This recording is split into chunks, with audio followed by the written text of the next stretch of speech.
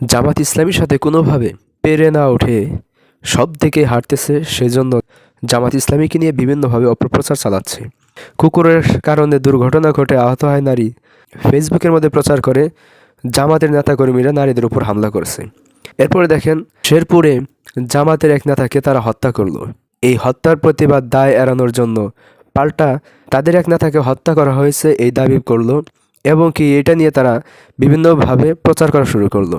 যখন এটা প্রচার করা শুরু করলো, তখন যেই নেতাকে হত্যা করা হয়েছে বলে দাবি করছিল যুবদল নেতা সোহাগ, ওই ব্যক্তি তখন ফেসবুকে লাইভে এসে বলতেছে, আমি মৃত না, আমাকে কেউ হত্যা করে নাই, কাজেই এই মিথ্যা অপপ্রচার কেউ করবেন না।